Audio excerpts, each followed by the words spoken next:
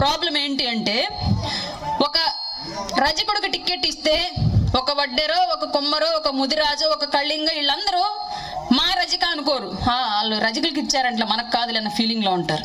ఒక వడ్డెరకి ఇస్తే వడ్డెరకి ఇచ్చారంటే మనకు కాదులన్న ఫీలింగ్ లో మిగతా కులాలు ఉంటాయి. అంటే ఎక్కువ పాపులేషన్ పరంగా చూస్తే బీసీలు ఎక్కువగా ఉన్నప్పటికీ కూడా కులాల వారీగా విడిపోయి ఉండడం మూలంగా విడివిడిగా ఉండి మాది కాదు అనే భావనలో ఉండే వాళ్ళందరూ. తర్వాత జగన్మోహన్ రెడ్డి వచ్చాక ఏళ్లలోని ఈ భావనని క్యాష్ చేసుకున్నాడు. ఏం చేశాడంటే, ఇదిగో నువ్వు రజక ఇక్కడ కూర్చొని ఇది కార్పొరేషన్, వడ్డెర నువ్వు ఇక్కడ కూర్చుంది నీ కార్పొరేషన్, ముదిరాజు నువ్వు ఇక్కడ కూర్చుంది నీ కార్పొరేషన్, కళింగ నువ్వు ఇక్కడ కూర్చుంది నీ కార్పొరేషన్, మీకు అందరికీ సపరేట్ బొచ్చులు పెట్టాడు ముందు.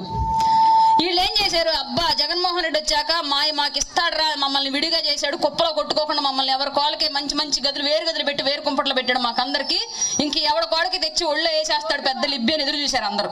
తీరా వీళ్ళు ఎంతసేపు కూర్చొని వీళ్ళ పరిస్థితి ఏమైంది అన్నారు.